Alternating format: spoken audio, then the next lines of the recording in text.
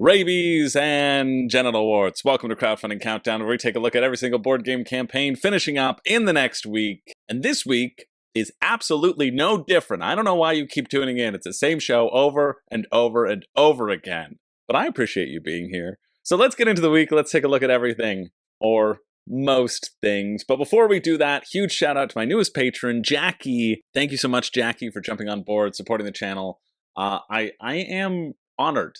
I'm really honored. I'm so honored anytime somebody signs up for Patreon and spends their hard-earned money supporting me, allowing me to spend the time that I do on all these videos, and just, it really helps give me that sense of validation that my parents never did. So thanks to all of my new mommies and daddies, and let's get into the week. I'm sorry, Jackie. I'm sorry. You picked a weird, silly week. I've never been silly in my life until now, and so I apologize for doing so. Anyway, first off this week, we're going to check out Head Hauntcho, a little card game bursting with spirit. I don't think this is any good, but we like to look at them, because if I look at them, that means you don't have to. Let me deal with the melancholy woes of my life inescapably passing me by, and you can spend that time having a laugh and playing more games. So that's a benefit. I love that.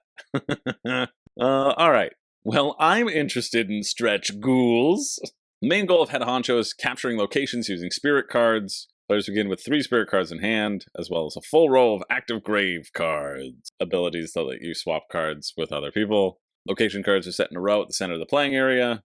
Okay, so there's going to be these locations. They all need to have a pattern. You need to play ghouls in that pattern in order to take the location. You get points for the location because it's based upon the number of symbols that you have to play.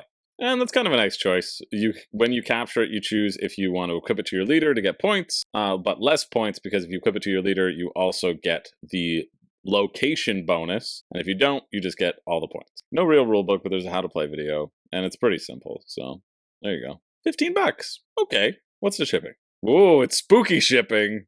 That's the best kind. Shipped to most locations in the US for $5, as well as anywhere else in the world for $9. And then they have an import tax and duty fee estimate. Did you say duty free? Nope. Yeah, something like that. I said duty fee. It's like when we were playing a game, you must be the idiot. And it's like, hey, who are those? What team is Wolverine from? And my friend Damien was trying to answer incorrectly, but without us knowing that he was answering incorrectly. So he said X-Men's. So it's $20 US with shipping. Be like $30 to get to Canada. I think it's probably fine. It's just one of those things where you're really beholden to the cards that you have. But you have a couple options to move things around. Cute art. Not really for me, but if that interests you, that finishes Tuesday, October 31st at 11:59 p.m. Look, I've switched back to Eastern time, and I'm already off my Tuesday stuff. Let's move along to the Pirates map, Poison. No, just the Pirates map. Why did I say Poison? Oh, by Poison. Well, that's probably why. This is another print and play that I'm just going to look at briefly and tell you that it's fine. Become the pirate with the most valuable treasure, filling rows and columns in your map. This is so important. This is great just for a log line. It's really important to have that one sentence that explains everything. Even when I was teaching my parents a game recently, I forgot my very first rule of teaching, which is tell the way to win. Tell the premise and tell what people are searching for. Then everything that they learn from there on out is anchored in the theme and how they achieve their ultimate goal. And so this is nice. We have a theme of a pirate map, and we're filling the columns and rows. Done. Easy. This is good roll and write fashion. You roll your dice, you use that to get symbols on your map, and you get a little better thing if it's your turn. I really enjoy whenever you get a little bonus with it being your turn. It makes it feel not like just a multiplayer solo game, but it's like, oh, now it's my turn. I get the extra special little benefit, and it kind of shakes things up a little bit and makes it so that not everybody's game is the same. Yeah, it looks fine enough. That finishes Wednesday, November 1st at 5:01 a.m. If you like print and plays, check it out. I know a lot of you do, because anytime I talk about getting rid of them, you all rise up like zombie survival infections. What a segue. The game of survival during the zombie infection for 2 to 6 players, ages 13 plus, taking 30 to 90 minutes. That was actually an awesome video from the creator. As the zombie plague rages, you must gather survivors and establish a fortified camp to help withstand the relentless onslaught of the undead. But beware, the true test of survival lies not only in battling hordes of the walking dead, call your lawyers, but also in dealing your zombie lawyers. Hard to tell a difference between those two. Some of my best friends are lawyers, I'm allowed to say that. But also in dealing with the treacherous actions of rival camps driven by desperation. So how it's pitched makes it sound much more interesting than I think the actual rules set is, because basically you're going to have a bunch of cards that you can play on yourselves or play on other people. And normally I'm not really a fan of those types of games because they're just random. You draw cards, you're like, hey, I've got a really good hideout, I'm going to go hide in the mall. And then somebody else is like, well, I don't like you personally, so I'm going to play the Raiders card on you. And I just happen to draw 5 Raiders cards and an atomic bomb while they're all going over towards you, right? And that sort of thing can happen because it's this sort of card playing fest, but you're going to have the survival phase and the infection phase. Survival being you're gathering survivors, and then the infection, when somebody plays a deadly bite on one camp, then the bonus die switches to the infection dice and you start losing survivors. And what I do like, again highlighted in the video, you have to pass the bonus dice when it's your turn, but you don't have to pass it to the next player. So this is build and really encouraged to be a game about alliances and being mean to the people at the table who generally beat you in games. That's what this one is all about. And if you like that in the theme and you like potentially throwing the cards up and down, yeah, I could see this being okay. What's the price for it? $30, so 42 Canadian, and then plus shipping. Free to the USA. Okay. Good job, USA. $15 to Canada, so that's like $45 or like $60. Not something I'm really that interested for that price. But $30 to the US, if you like the theme, you want something where you can just get mad at each other in a card-playing luck fest, well, this one might be for you. And I think sometimes there is merit to having those sorts of games out there for sure. So hey, if you hate the people who you play games with and you want them all to die a horrible death, well, check out Zombie Survival Infection Wednesday, November 1st at 1 p.m. Moving along to Villagers of the Oak Deli. Nope, it's the Oak Dell, and I did that when I first looked it up, and I did that now. It's because I live by a place named Oak Deli. Oak Park Deli? East York Deli? Now you know where I live. Should I cut that out? It's okay. Only the stalkers will Google that. Euro-style roll and write about establishing your own settlement in the Oak Deli. From the author of Terracotta Army, that name, Przemysław Fornal. Was this a print and play as well? Oh, it is a print and play. Look at that. It's raised a lot more than the other print and play. Probably because they're going for that €5 price. Oof. See, I was tricked because this shows a box, and you think it actually comes in a box, but it looks like it doesn't. Oh, so they give you the stuff to make your own box out of cardboard if you want. Hey, that's pretty cool in terms of print and plays. So you can put it on the shelf. Plus, Deluxe gets you 4 extra maps. All right, that's kind of cool. This is the action selection wheel. There's going to be 4 dice rolled. You don't even need colored dice. You can just roll 1 in each quadrant. And then you get to choose which dice you use on your turn. Whatever it's highlighting will be the action, and then you move in to take the standard basic action for that quadrant. This one is like get a knight, that's get a barrel, that's get a hammer, and this is lift some weight, get those cumulative gains, baby. Then you just scratch that stuff on your sheet and make combos to get the most points. That's basically it, right? That's what roll and writes are. In the video they said, look at all these combos. And they showed what is definitely like the biggest combo you could ever make in the game, and all of your other combos will pale in comparison, and you'll feel taken advantage of completely. Or maybe not. Who knows? You've had Hadrian's Wall, now try Hadrian's Smaller Village. I don't know. Check that out if you want. We're moving along. It seems fine. It just doesn't... There's a lot of roll and writes. It's hard to stand out in the roll and write genre, but a lot of people have been jumping in on this one, so... If you like those combo-style roll and writes, it might be worth checking out. That finishes Wednesday, November 1st at 6:59 p.m. Moving along, oh yeah, to something that I actually have played, and, spoiler alert, didn't really enjoy. but I think it might be for some people, so stick with me before you skip to the next round, or at least stick around for this ad break that YouTube won't let me choose what it is anymore, so who knows how long that'll be? Maybe 5 minutes? See you in 5 minutes. Hey, we're back! Here's the Shivers expansions, Triple Terror, 3 exciting expansions for our pop-up mystery adventure, 12 new playable episodes, new pop-up rooms, and tiers for new players. I'm gonna look at this video, and then I'll talk about it. I played the introduction mission to the Shivers. I guess I'm talking about it now. I played the introduction mission to the Shivers. My neighbor Yuval has it, played it with his kids, and it was okay.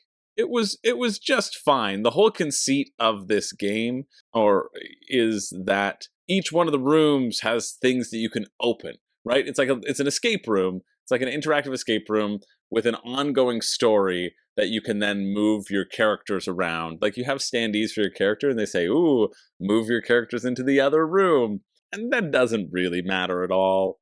You know, you just got this little pop-up adventure book that you're going through. Now, I only played the basic first episode, which kind of sets the stage for everything to come. Wow, look at all those pop-ups. Dozens of NPC standees, so when you meet a ghost, you can put a little ghost in the room. The kids, I think, enjoyed it and found that sort of interaction interesting. It didn't seem that structured.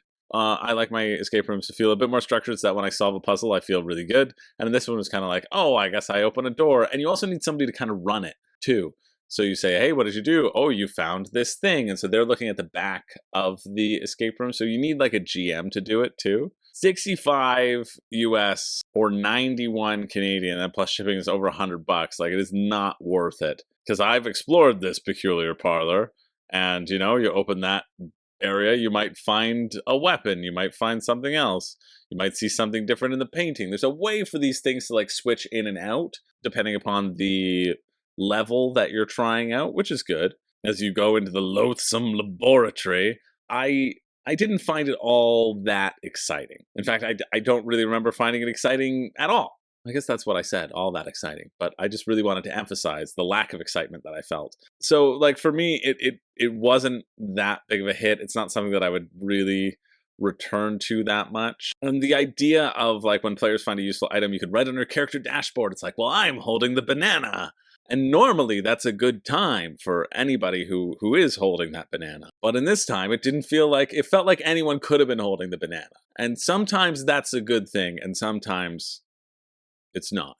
I will say the art was nice, but it just didn't really do it for me. What's shipping? Core game, $27 to ship, $35 to Canada. Yeah, it's like it's a sizable box. It's not that big though. It's not gigantic.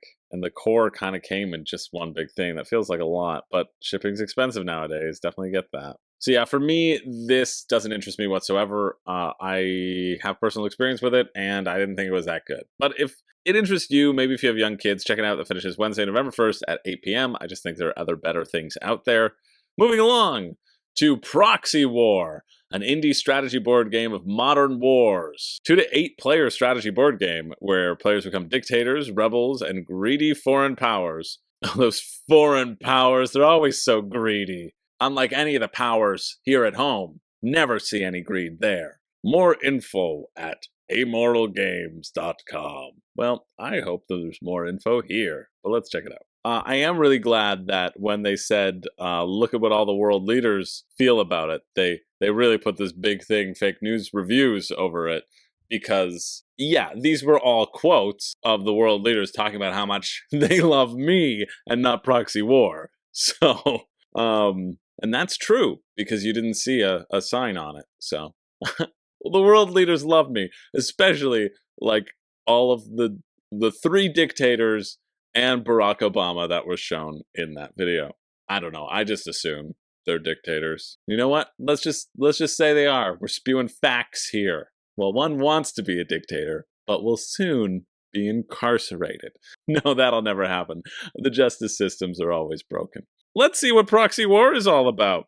The whole conceit of this is that you have different victory conditions. That's it. You're going to take on a faction, and that faction has different ways to get victory points, and you're going to punch each other in the face over and over again, or make alliances, because I don't care what you do. You're not interfering with mine until you are, so that you can come out on top and be the only person on top.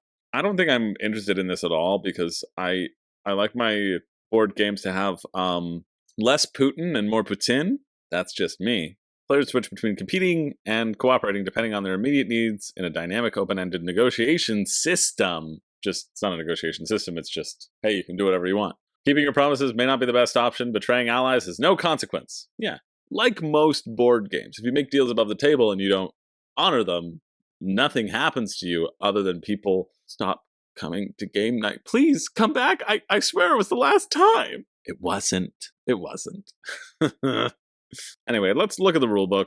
I fear this is going to be a million pages, but it's in the top quarter of the page, of the Kickstarter page, so, that's pretty good. Oh, 19 pages? Great. That's doable. Okay, there'll be 2 winners of each game, a foreign power and a local power. Local power wins by murdering all other local powers. Foreign powers are trying to outmaneuver each other and gain the most victory points, probably until the local power. Yeah, and as soon as the local powers achieve their win condition, the game ends. However, in order to prevent proxy wars from imitating an actual endless war, the game automatically ends after the 10th turn. Yeah, that's probably a good idea. And then it's area control. Cool. So it's 4 to 8 players generally, and then there's a 2 to 3 player mode. Interesting player count too. I like that though. I like this kind of weird team game where people are going to cooperate with each other, and that really hits home that there will be negotiation. That's actually quite positive to me. It makes me excited to keep reading. Ammo is the currency, and again, there's that interplay between foreign powers and local powers. So for foreign powers to get stuff out of it, they need to get permission from the tile's owner, and so it's the local power who owns the tile collects the resources. So you have to negotiate with local powers on the price to use their factory. That's neat. Yeah, really pitting these 2 ways to win, or these 2 people who are going to win, rather. Because basically, foreign powers are going to get equipment and local powers are going to get resources. Seems what it's looking like. This is just chaos that they want. They say anything goes, but I love that in a negotiation game. I think you want that. You want to encourage creativity from your players. I think that's fun. You'll also write down all of your actions in secret. You get 3 actions, and you have to describe your actions. So the subject plus the tile number, action, object plus the tile number. This feels like a war game, which makes sense because it's called Proxy War. I don't know if that's common in war games, but it seems pretty fun here. My worry here is that all of the foreign powers will could ally with a local power and just be like, yo, let's just wipe out everybody. But then I guess you won't have access to producing resources, right? That's where the negotiation comes in. I think that makes sense. And if you play it as a regular game, you're just all local powers. That makes sense. All right. I'm intrigued. How much are you, though? That's the real thing. Prototype of a card game.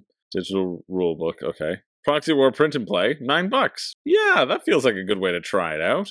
35% off. Last chance bird special. $39, 55 Canadian? That also feels pretty reasonable. What's shipping like? Where's the shipping? Here we go. Shipping USA, 15, 12 to the UK, so easier in the UK, 29 to Canada, so, we're looking at 68, so like $90. So no, not good for me. But the 39 is not bad, but it's not going to be 39 for anywhere. It's going to be 55, which, on the upper end, but if you really want another negotiation game, I think you could swing it.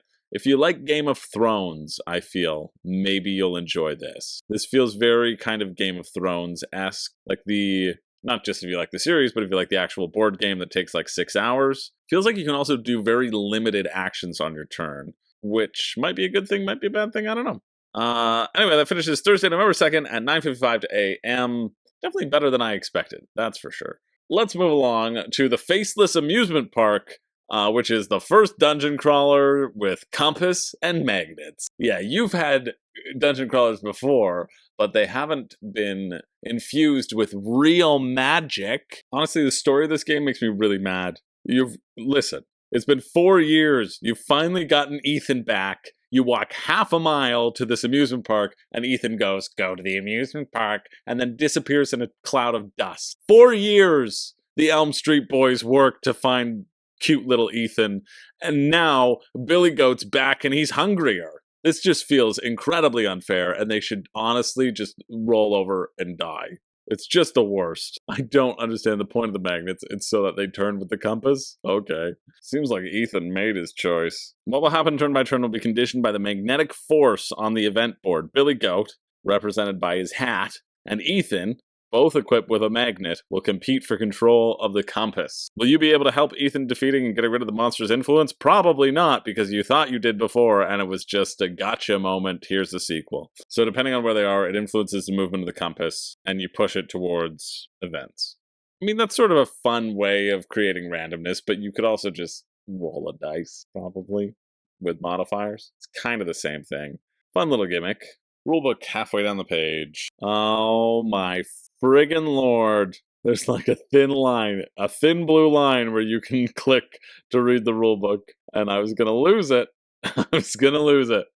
Make that button bigger. Okay, here's what you can do on your turn. Aim, search, trade or shift, eliminate, and movement.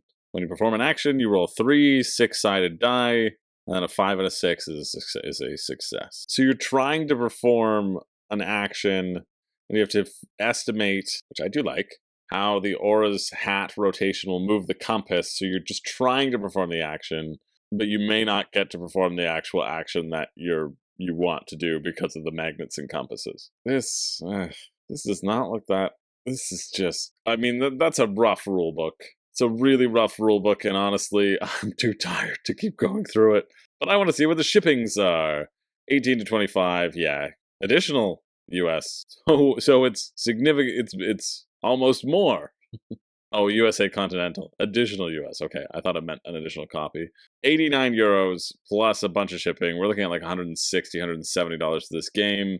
It feels chunky. It feels clunky. Honestly, it feels clunky, and the rulebook's not great. Although it is beta, but like it doesn't feel streamlined. It feels like you're going to have a lot of random things happen.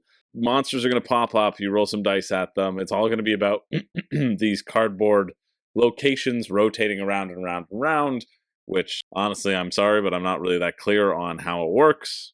I think I'm just a little tired, and I'm not processing it, but usually I can process it.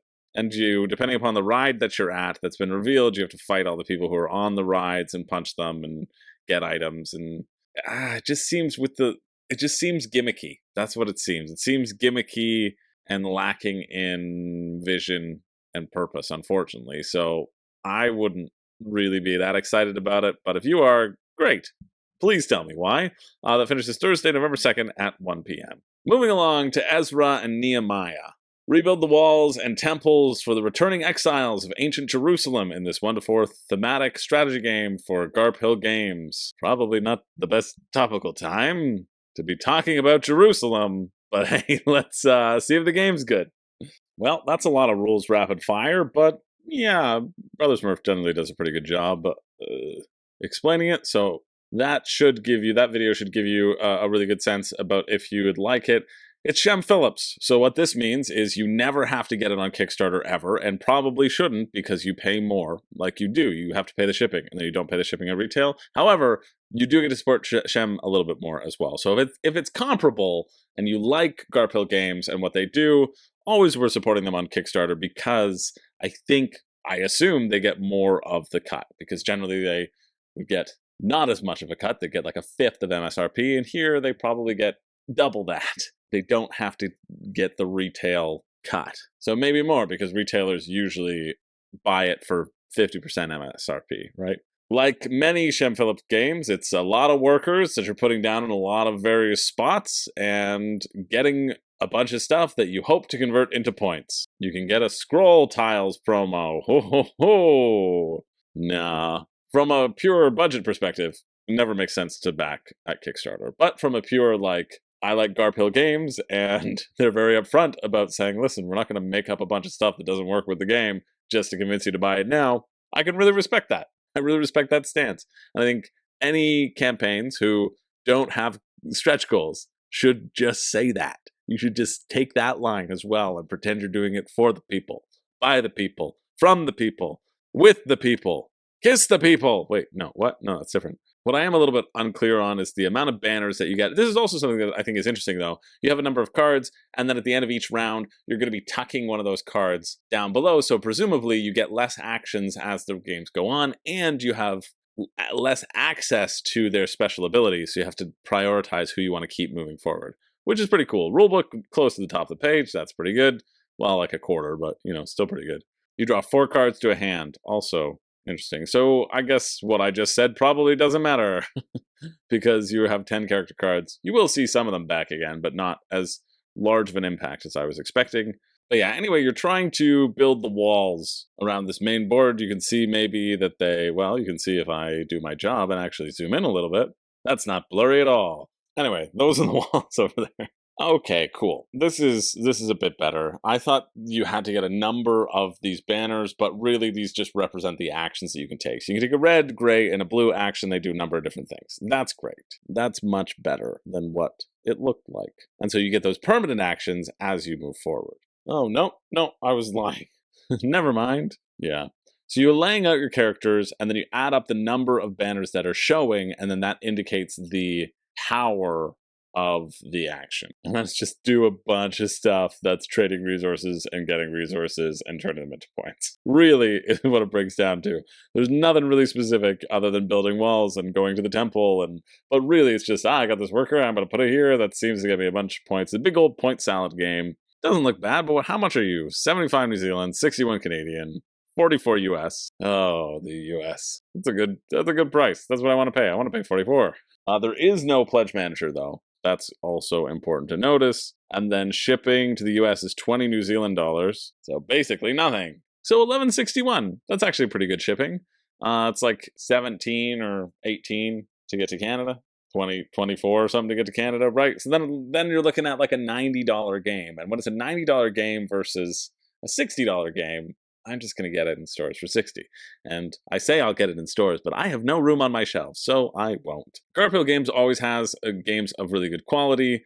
I don't know about this one, to be honest. I think it'll be fun. It'll be fun and fine. I don't see any aspect of it like really, really thrilling me. I like the ability with your character cards, but you're still going to lay out a lot of them anyway. I'm not quite sure about this one. I'm sure the resource chaining will be enjoyable, but will it be enjoyable than the other Garphill games that you've played and or could get on your shelf? Or more enjoyable than that? I don't know if I see that, personally. But if you're interested in that, it finishes Thursday, November 2nd at 10 p.m. Moving along to Flame and Fang. Be a dragon. Fly, fight, and hunt together to survive and reveal the story in this tabletop bop gop. Oh, right. This is from the One Stop Co-op Shop team. That's exciting. They know cooperative games and are excited to present a project that they've been working on for some time. I remember my patrons were talking about this, and they were excited about it as well. So it's crossed its funding goal. That's also really great that it will exist. In a world where dragons were thought extinct, somehow a clutch of eggs survived. Now hatched, the siblings must struggle to thrive in a harsh world. Worse yet, an evil presence has begun to stalk them. In Flame and Fang, players have to manage 3 different aspects of their dragon: the need to fight, the desire for flight, fight for the height, thirst for the hunt. Rule of threes. Each turn player will draw and play cards that will let them fly around the board, gather resources and upgrade abilities, battle enemies, and turn new pages to reveal their story. Cool, so it's a deck builder, but it also has like legacy elements where you get to upgrade and grow your dragon powers. But every time you add a card to your deck, you also remove one. That's kind of cool, so it keeps it short and sweet. Oh, kind of like Keyforge, you will choose a color, an aspect, and this allows you to play certain cards, so you can streamline your deck. So you just have a flight deck. You're just running away like the scaredy dragons that you are. Your resources have dual uses. That's fun. They can either give you bonuses or upgrade your deck, basically. Oh, this is also cool. Another option at the end of each turn is to set aside a card from your hand. You can slowly prepare for a giant combo to take down a boss. Alternatively, maybe you want to thin your deck of flight cards to make fight and hunt more likely to be drawn. Prepped cards do not count towards your hand limit, so there are a lot of strategic choices deciding on when to prep cards. Yeah, that's kind of cool. I do find in deck building games, I haven't seen a deck building game that allows you to keep your cards. Usually you have to spend all your cards, something like Dominion or Aeon's End or Attack on Titan, or any game that lets you keep your cards, you then draw up to your hand limit, right? Your hand limit is 5. So being able to prep your cards and say, I'm not using this yet, and get to use it down the line, that also has the potential to make you feel like really strong and powerful, which sounds exciting. And then replayability, standalone missions or part of a campaign. Kill minions to get resources, shows its health, and then the resource. Yeah, okay, I assume. We'll see when we get to the rules. The 2-page example supplement. Yeah, that's pretty good. I like that. Or the full rulebook. Let's look at both. This is a smart thing to put forward, though, a little example. I think this is a really good idea, though, and to put this forward because a lot of people will be able to use this to get a sense of how to play the game. It's a very smart thing to put on a campaign page and just as a separate clickable link. Encourages people to engage with the game, see around. We're talking about boosting cards here, though, which I don't know what that means. Use the boosted action. Okay, I do know what it means. It's just the stuff that's down below. You can discard a card. That's pretty intuitive. To use a bonus action, or you can just use the cards themselves. So you're basically choosing between the top or the bottom action of literally any card. And also if you're going to use them both at once or differently, at different times, right? Because you take one turn at a time, it seems. Yeah, that seems pretty decent. Oh, that's cool. And there's always going to be a little market, aka an upgrade path that you can turn other things into. Neither the new card nor the replace card need to match the current aspect. Okay, good. Because I was worried that you had to only upgrade your cards, in which case that doesn't seem as exciting. You don't have as much choice, but you don't. You can just do whatever you want. Get rid of whatever you want, add whatever you want. There you go. Resources can be moved freely. Cool. And then you've got a bunch of chapters as well, because it's a little legacy game, too. And it's only $39. Yeah, that's quite nice. Shelf Clutter says this one is their pick of the week. I bet it's going to be mine, too, to be honest. $39. Let's see what shipping is. Flat rate. Worldwide. Come on. $9 for a copy. Flat rate $9. That's amazing. That's really good. Really good. You're going to get a bunch of cards. Love that as a shipping price. And I love that it's $39. Feels like a really good deal. 308 cards? That's a lot of cards. They're probably making nothing off this game. They probably just want to get it out there. Yeah, nice. Definitely check this one out if you like co-op games. You want a little small legacy one. This one seems fun. And a pretty good price, quite a good price for Kickstarter. So if you're interested in that, it finishes Thursday, November 2nd at 11 p.m. Moving along to Cascadero and Cascadito. You say Cascadero, I say Cascadito. You say Cascadito, I say stop copying me, Dylan. Triggering cascading combos and compete to reunite the land in these two new games from designer Reiner Knizia and artist Ian O'Toole.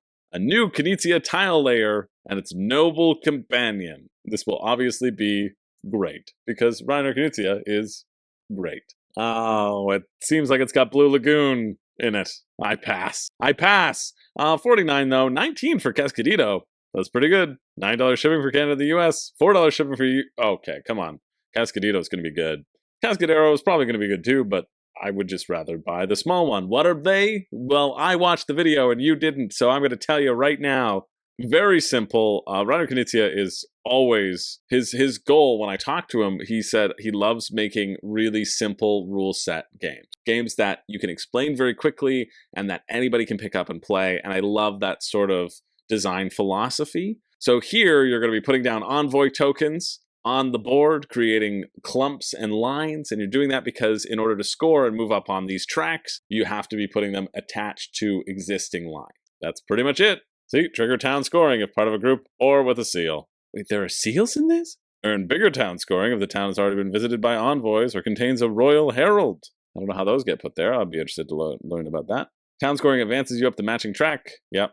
Activating competitive bonuses. Ooh, and addicting combos. So again, it is this sort of strategic, tactical, block your opponent's style. I like blocking my opponents in a tile laying game, and because you can place anywhere, I find Blue Lagoon you really just want to place off of your own mat, and because you're just like trying to cut the island in two, it's just like dump, dump, dump, dump, dump, dump. And so that's not as interesting to me. This might be a little bit more interesting. The game ends when a player runs out of envoys or reaches 50 points. Oh wow, only the players who reach the end of their success track qualify for victory.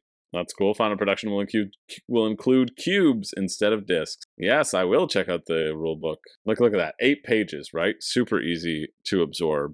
Yeah, okay, and here's the most important part. This is what I was wondering. First contact. The group that exists after you placed your envoy was not in contact with the town before you placed that envoy. So you can't just keep going around the same town. You would be doing that for blocking purposes and not for additional scoring purposes. So the max number of points you could get from a single town would be 3, right? Because you create a group, and you create a group, and you create a group, And then if you put somebody in the middle of those two groups, they were already touching, so you don't get points. Well, that's nice. There's also racing, because whoever gets to the spot first gets the more points. I like that a lot. Oh, okay, and these are the seals, which you can then place under your envoys. So you can use that to do kind of like one-time bonuses to kind of push yourself up using the seals strategically. Cool. Seems definitely fun. Fire off bonuses and combos for deliciously powerful turns. Yeah, it seems like every time you move up on a track, you get to do something. So that's also fun. But we have Cascadito, which is the roll and write, includes 4 different maps, seems very similar. You roll the dice. It seems like Lost Cities roll and write. You roll the dice, you choose a dice, and that will let you put it on or adjacent to one of those buildings. So you're trying to create those patterns. Maybe it's not as replayable as I was excited to, but I do like having to pay attention to what your opponents do, and I love dice drafting and roll and writes too. So yeah, both of these seem really good. $19 plus $4 shipping to the US, like, yeah, that's pretty good. That's pretty good. And you can get dry erase boards and markers, which are free with any bundle pledge. Uh-oh. The bundle being 68 because it's 19 plus 49. Plus, you can get a reprint of Zoo Vadis, which they don't want to give me a rulebook on the page, so I don't care. Yeah, shipping $4 to the US, $9 to Canada. Is this run by Board Game Tables? No, it's run by Bitewing. That looks like a Board Game Tables. Sorry, I'll play. The amount of time it takes me to find those sites every time, I can't. Is worth it completely. Yeah, fantastic shipping. Seems like a reasonable price for these games as well. And they look kind of fun. So if that interests you, check it out. It finishes Friday, November 3rd at 12 a.m., aka Thursday night. Let's move along, maybe, to Argonauts, Deus Ex Machina, and Troy, the card games. 3 unique thematic card games and a 3-in-1 Kickstarter campaign. Well, let's see. All right, so we got 3 card games. One that's cooperative, one that's competitive, and one that's a head-to-head card game. So it's just like Duel Monsters. No, it's just like mythological monsters. Well, I guess I'm looking... No, I'm not. Click here to download the rules. I'm clicking everywhere, man. No, you just didn't want to put it in there? Okay. That's probably good. Oh, I don't know what makes me more mad. I do know what makes me more mad. Saying that you have the rule book and just not having it. Okay. Do we have Deus Ex Machina rules? Doesn't seem like it. Oh, we got it. We got it. Okay. Well, we're going to go back. We're going to go back. Can we get Argonaut rules? It's got to be somewhere. It's like one of those online internet riddles. Gotta be somewhere. I'm going to give up. I've been here for 5 hours. Can you imagine? I can, because I'm still here. Damn. Oh, we got Deus Ex Machina. Okay, so we can at least take a peek and see what sort of the design philosophy is like. Let's see Troy Contents as our head-to-head game. Let's see, can we get... Oh yeah, we can get this one. We can get this one. Okay, so let's look at both of these. Deus Ex Machina. Only 4 pages of rules. Okay, cool. Game is played with 45 cards, 4 legendary heroes, 8 comrade cards. Once a player uses that card, it's discarded.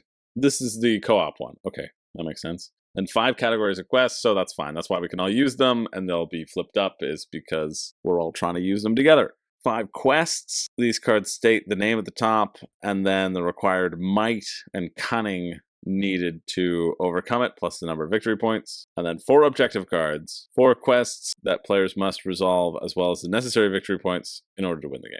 Oh, because there are 21 quests. Okay. So you need to get 1 of each color and then get 14 points. Wait a minute. This isn't the co-op one. The first player to resolve 4 quests and gather the required victory points stated on their objective card waits for the current round to end and declares they've won the game. So how do you do this? Oh, it's great that they've got such great art and are so player specific.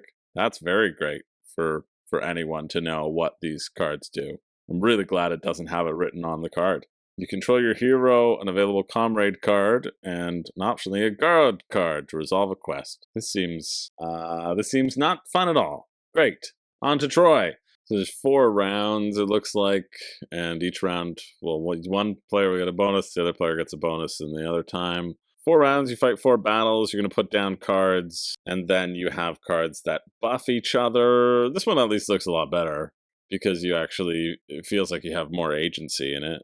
You basically fight 5 battles, 1, 2, 3, 4, and then a duel between whoever you're using and the god that lovingly supports you. Yeah, that one seems okay. It's just not that exciting. 19 euros for any of them. For 19, you should just get Cascadito, like 100%. You'll have more fun. But if that I don't even know if I really covered it enough. Honestly, I don't know if I covered it enough, and if I didn't, I'm sorry. It looks fine. There's only so much you can do. At least there's some mind games in the other one. The Deus Ex Machina doesn't seem that good because it just seems you're really bound to whatever comes up.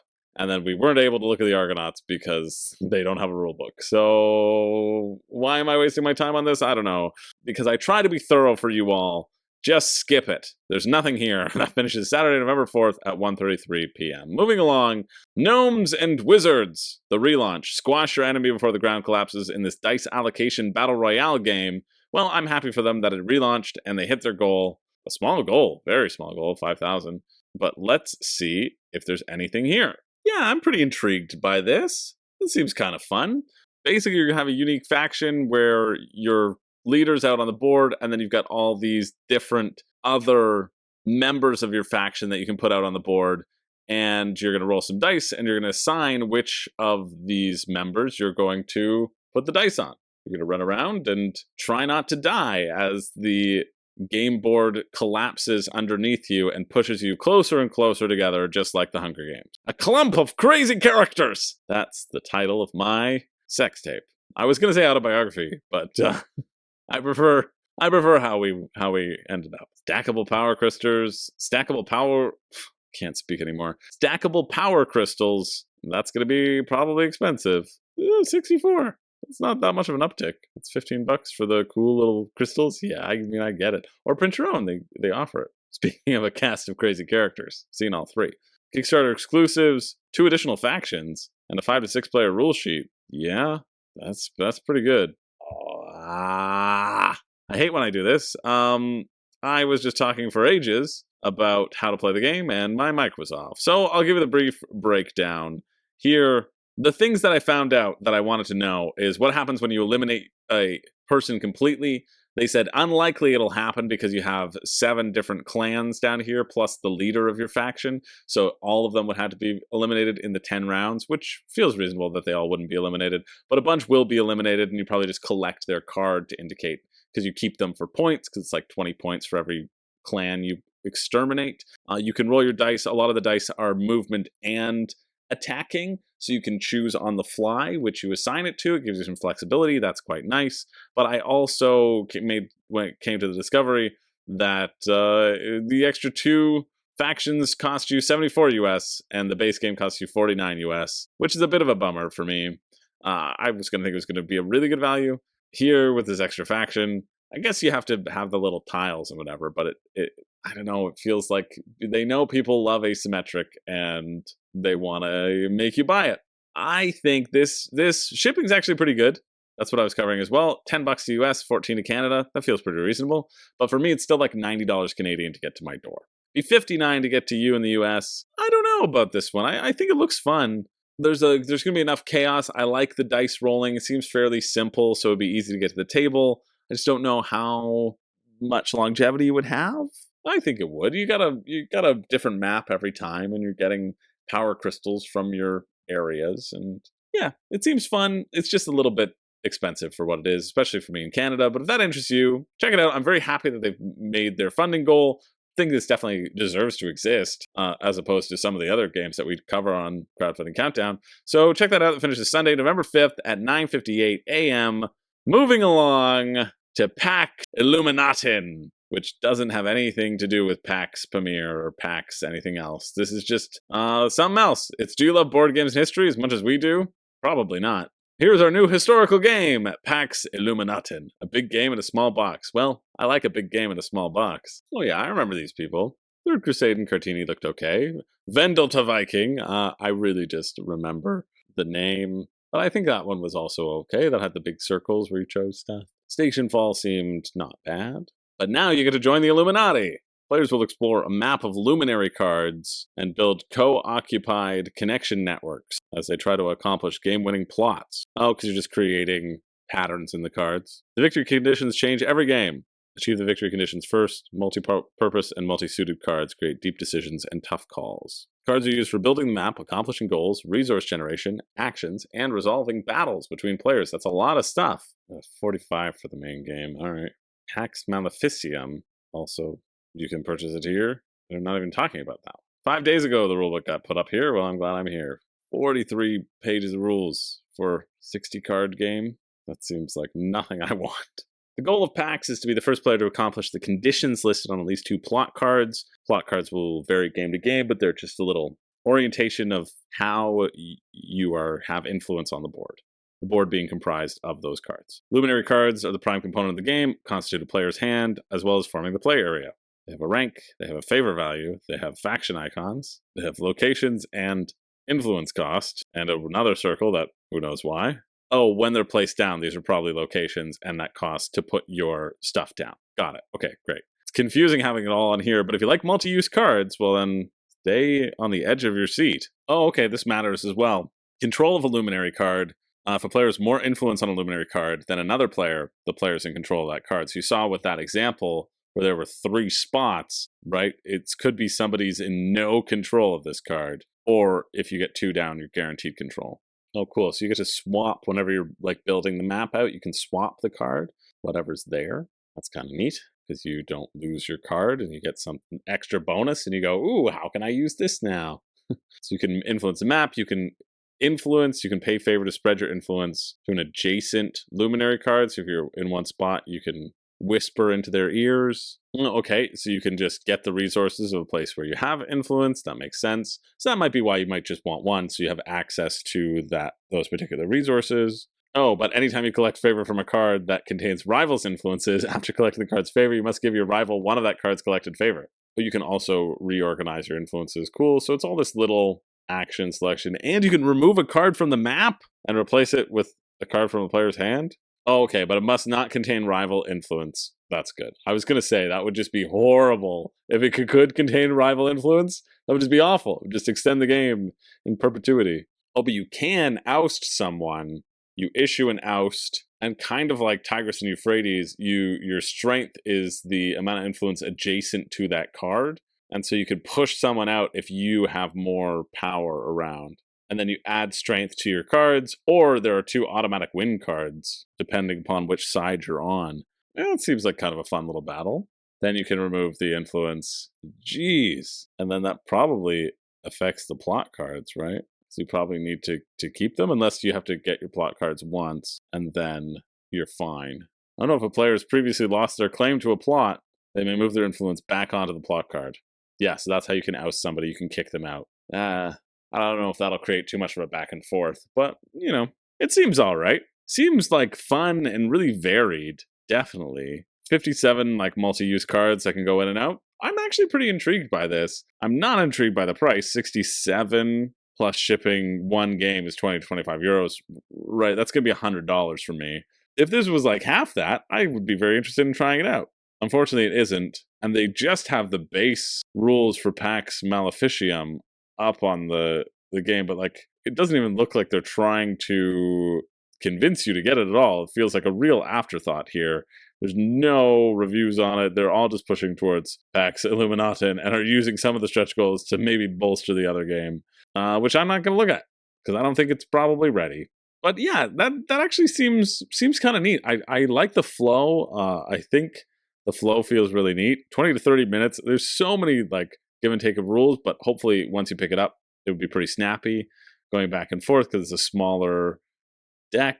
I love multi-use cards. That's what's really pulling me in, and feels like the flow back and forth would seem fun. So that finishes November 6th, 10:20 a.m. if you are interested. Moving along to Marvel Dice Throne, which is almost at the 3 million bar. Well, it's over, almost at the 4 million Canadian. I'm not going to go into this one into too much detail since there is a 5 reasons you shouldn't back Marvel Dice Throne, where I kind of cover my thoughts about the X-Men missions. Someone said that you should never listen to me in it, though, because I didn't say how much I loved X-Men missions, even though I did say that I thought the missions was probably the best. It was a good value when you compare it to print and plays, but comprehension wasn't this person's strong suit, as they also argued that it wouldn't be cheaper at retail, which it definitely will. The one thing that I want to talk about, I'm trying to find where they say it. Oh yeah, this is nice, covering all the things that all of these allies for missions, I don't think matter whatsoever. But the extra missions I feel do. So you get an Ultron, What else do you have? You get Ultron, you get Green Goblin, you get Sauron, so you're up to 15. You're going to get to 16 missions, like 17 missions, maybe up to 20 missions? I don't know. Is that too ambitious? Could be up to 20 missions. 20 missions? Like 20 boards for $60? That feels pretty good. I think missions is the value pick here because, and I don't know where to set it, but I have seen it all around the internet, making the creators feel bad about themselves for no reason, that they're not going to have the trifold boards in retail. They're not. They're going to have just like a regular board, and it'll be closer to season 1 of Dice Throne, which I have on my shelf, and I'll go get for you. Now, I think... Oh, hi there. We're back. Let's go back here. I think, for those of you who are interested, this, for your reference, is Dice Throne Season 1. This is the original thing that it came in, and there's like, if I hold it up, it's going to die. But basically think of like a little square here that will hold your dice and your cards. So there's like 6 of them in here. This is the Marvel Dice Throne 4-pack of Loki, Thor, Scarlet Witch, and Miles Morales. And in here, they have 4 of the trifold boards. So I think these are pretty comparative. Like this has 6 in it, this has 4 in it. You can see the space-saving nature and likely the cost-saving nature that'll happen. They're pretty close into being the same. I'll open up this one as we talk about it, because I think that's probably of interest to some people who are thinking about the retail conversation. This season 1 is what made me fall in love with Dice Throne. You open the box, you pull out your player boards with their cool friggin' art, and then you put it on the shelf. Minusculely more work to set up, and also the annoying part about this in retail, the only annoying part, you can see here I have the monk stuff. I'll get closer to the camera for a second. You can see it's pretty compact, pretty easy. You just pull it out. You can still pass it to somebody, right? You can still pass it to someone and say, hey, this is your stuff. The only annoying part is that the tokens sometimes fly everywhere, right? So I've got a few tokens here, and you got to be like, okay, who do these tokens belong to? This is clearly the Shadow Thief, and everything is just the Shadow Thief in my box because I just throw it all in there. You could fix that with like a little baggie, right? You could fix it with a little baggie, completely fine. I know this announcement is important. It's important when considering, like, what do you get for the main thing? The battle chest is nice to be able to pull things out, but also, like, having 6 characters like this on my shelf versus 4 and then a 2 and a 2, I don't know. If you can get it smaller, it's pretty good. The only thing I don't know is how it's going to be structured then, if they're going to go in a 4x4 pattern, right? They said it was going to be 2 4-packs. Sure, feels reasonable, but I just don't know how much skinnier it's going to be. Maybe they'll make it skinny because you want the boards to be a certain size, right? You want them to be nice and displaying, but maybe you don't. Maybe the boards end up being a little bit shrunk and a little bit smaller. You don't really need them to be that size either, right? You just need to be able to read the text, and I guess you need the boards to be the size of the cards because you're going to be upgrading the abilities. So I don't know. That doesn't deter me from getting it at retail. It doesn't. And actually, almost if you get some additional savings with it and it makes it more affordable to get Dice Throne, that might make me want to get a retail more. Truly. I think the way to go here is, if you're interested in getting something from this, I think you get Marvel Dice Throne missions. But I also feel like the stretch goals will just be included in the base game anyway. I don't know how much of a demand the missions will have at retail versus just the character packs. Because it'd be really easy to sell the character packs, right? You just put them out into the ether. The missions is a little bit more niche for people who like the game. But yeah, I think 60 is reasonable, and they've got good shipping, right? At least I've been saying that a bunch, and I forgot to check. Zone 1, Deadpool only $7, missions only $10, Dice Throne only $10, new gameplay $15. Yeah, if you're in Zone 1, you're pretty good. And there's a lot of things in Zone 1. Canada's in Zone 1. If Canada's in Zone 1, there's a lot of things in Zone 1. I also wanted to see if they had that Deadpool collapsible dice tray, which they don't. That's okay.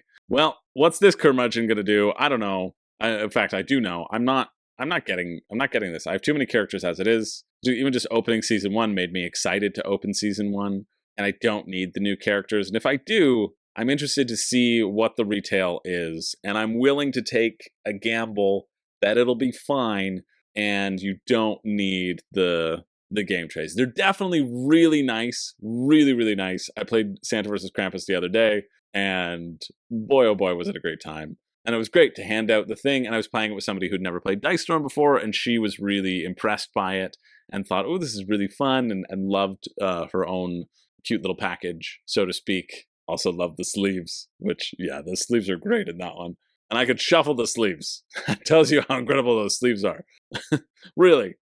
I'm over the moon about these Dice Throne sleeves, and I hate sleeves. That being said, I think retail is going to be completely fine here for a lot of people. I know it feels like you're going to miss out on something incredible, but if it comes with a discount of cost, which not going with a game trays custom thing might do, although they already have the molds for it, so I don't know. Maybe they just ran out of colors. I wouldn't be that fussed about it, and I wouldn't use that as your excuse to purchase it now. I still think retail might be better down the line. But if you're really attached to those game trays, the individual trays, and to swapping them in and out, and you're going to be mad that it's not going to integrate with all of your other stuff. See, for me, it doesn't matter because I already have Season 1 that doesn't have the game trays, and I'm not going to ever buy Season 1 again just so I have the trifold boards on them. Absolutely not. I have the content in a lovely way. That's all I need. But Dice Throne, this has knocked it out of the park. This has killed Marvel Dice Throne, in terms of funding. Let's see. I also want to see what Santa vs. Krampus funded at. Yeah, Marvel Dice Throne was 2.1 million. They smashed that. Krampus versus Santa was 831 million, which honestly, for a smaller pack, that's really, really incredible. That was very well done. But this blows them both out of the water. Basically added together, there's 2.8 million so far. It'll break 3 for sure. It's got 8 days to go. It might even break 4. And it's a fun system that's easily accessible if you want a light game where you like rolling dice. Definitely look into, but I think look into the retail, personally. But if you're interested in that finishes November 6th at 11:45 p.m. Moving along to Cryptid Café, the Chef's Apprentice. They're back. I'm surprised. I'd heard really good things about Cryptid Café. It sold out instantly at Origins 2022, and that's my only touch point for it. So let's actually look into the game. It's time to make some tasty meals at the Cryptid Café. You're going to be drafting a bunch of food. And here's how to play. Love this, right at the top. Good job. From the chef's table, select 2 dishes. The dishes in the front row are free. If you want to select a dish located further back, you need to trash the dish immediately in front of it.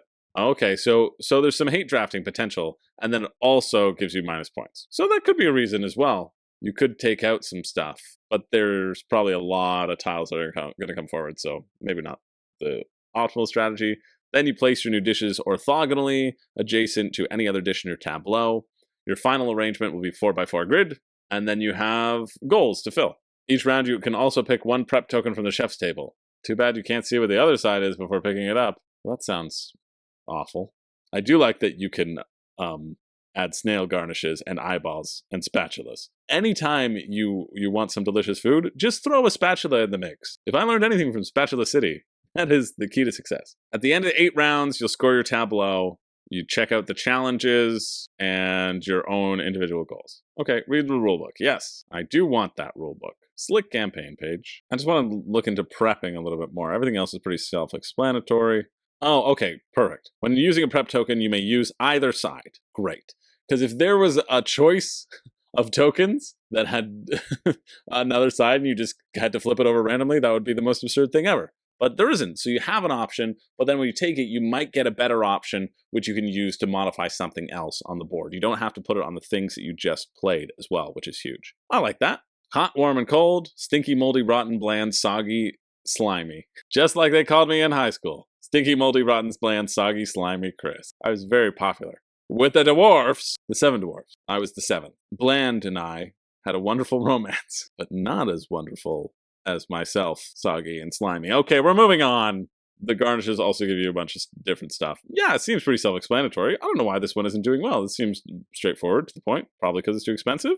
$39, 55 Canadian, and then what's the shipping? Yeah, probably because it's too expensive. You get all these tokens, you get a bunch of wooden tokens. That doesn't feel unreasonable. Shipping, $15. So 54 to get to the US. It's like 57 US to get to Canada. So like $80. Yeah, I'm not going to pay $80 for this game. I'm going to pay like 30 or 39. That's the ideal. you'd probably want to wait to get it. But I don't know if this is a small enough thing that it would hit retail. I'm not quite sure if it would. I think this seems perfectly good. A very simple tile drafting, tile laying game where you're creating goals. It'll be all about if the goals are interesting or not, or are fun to do, but just would play very quickly. But I also don't see it being like blowing you away, right? I think I see it being very fine and passable and palatable and definitely good. Definitely looks like a good game, but I don't want to pay $80 for just a good game. I don't know. Seems okay.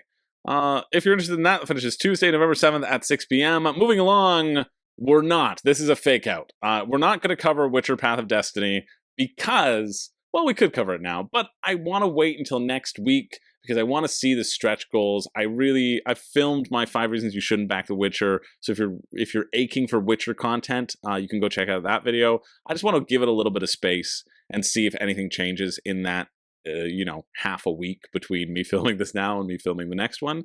And doing it a little bit closer to the end date. So just know for next Monday, I'll do a little update on it, but I don't want to cover it right now because of that, because I want to start off next week with that. So that's it. That's it for the week. Every week I do a pick for me and a pick for you. The pick for me being the thing that I am personally the most interested in, what I would most want to play, and the pick for you being the thing that I think is, if you're backing, you can feel okay about. A combination of looking good, good price, etc. So with that in mind, I think that I do have a pick for me and a pick for you.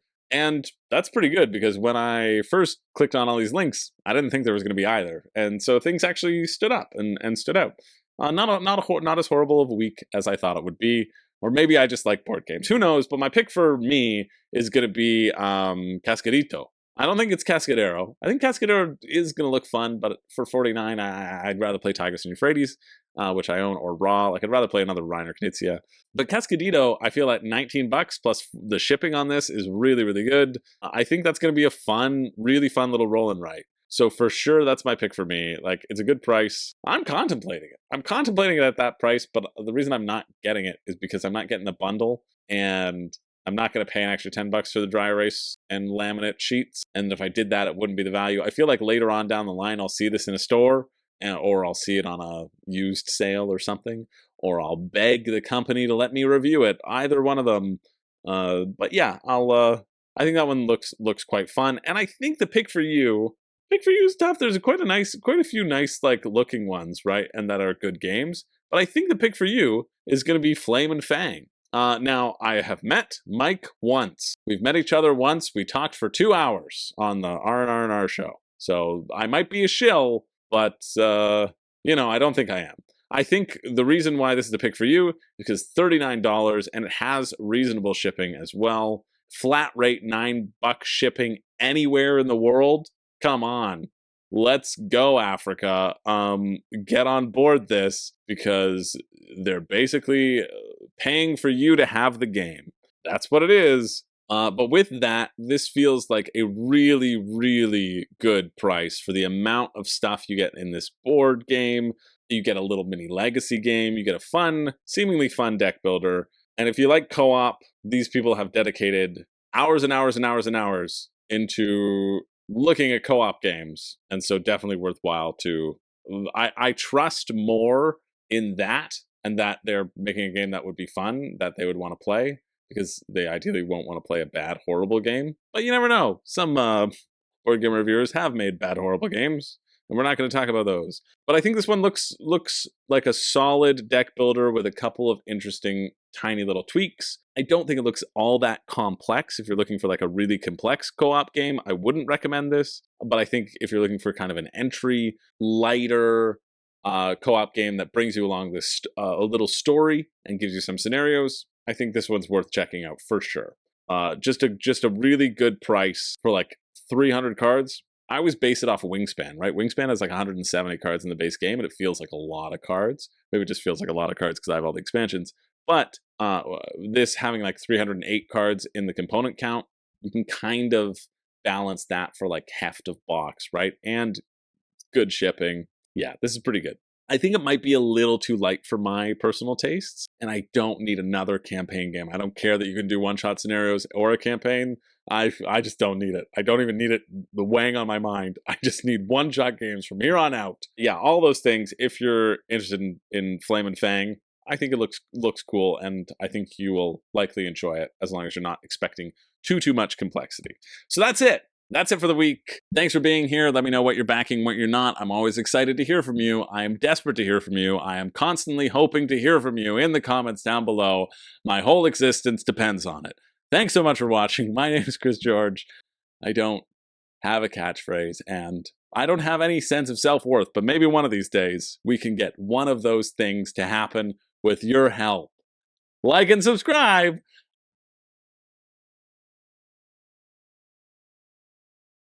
Okay, bye.